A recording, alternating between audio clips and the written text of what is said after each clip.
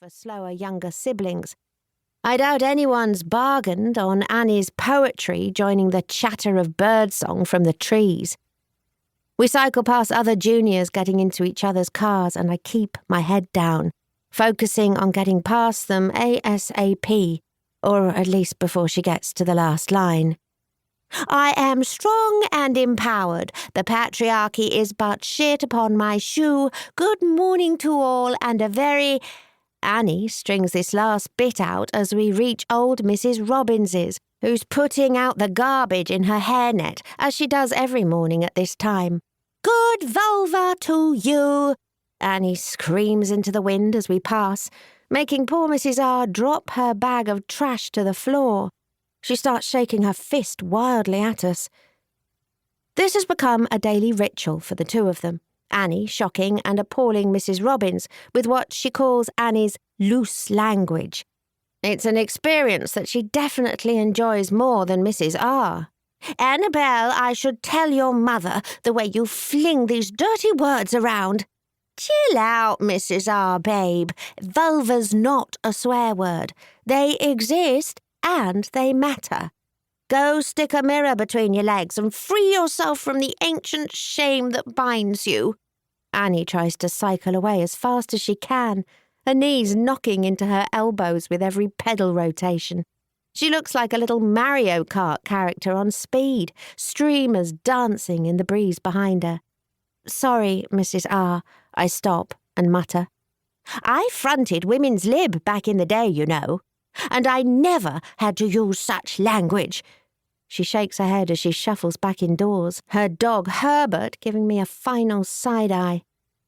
I catch up with Annie in 2 casual pedal rotations while she's powering away furiously next to me. Her legs are racing around, trying to generate some kind of speed, but she's getting nowhere. Those tiny wheels are in no rush. Poor Mrs. R, I say. My sleuthing skills tell me that she wouldn't come out here every day at the same time if she didn't want me to shout vulva at her. She must love it, really, or she'd just come out 5 minutes later, Annie says, trying to keep up with me as I cycle next to her. I can't fault her logic, even though Annie only decided that it was her destiny to be a detective this summer after reading 10 Agatha Christie books.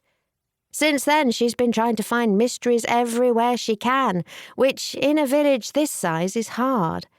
She's manifesting drama in a place where the highlight is the annual village jam competition. Her latest investigation arose when she realised that the pigeons close to the village green seemed to be lusher of feather and claw than the ones that hang out near the school. She believes someone to be feeding the pigeons by the village green. It's hardly a Nancy Drew mystery. She codenamed her investigation Operation Plumage. Dude, you look hilarious trying to go fast on that tricycle, I say, noticing the beads of sweat on her furrowed brow, eyes set in steely determination. How dare you? I think I look very sophisticated, she says, red-faced. Either way, in 2 weeks, this cycling hell will be over for both of us because you'll have your licence. My permit. I still can't drive us with that, I say. Just the thought of driving makes me anxious.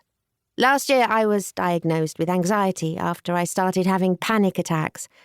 I'd start worrying about something, and before I knew it, it would control all my thoughts and make focusing on anything else completely impossible. I'm on medication now, and I had therapy, but I still find myself anxious a fair bit. It's not something that just goes away. Whatever, Annie protests. Everyone knows that there are 2 ways to become popular. Either being one of the first in your year to get your licence, or being on a reality TV show. And until I solve Operation Plumage and go viral, I snort at this, you're our only chance. Grasp it with both hands. Do it for us.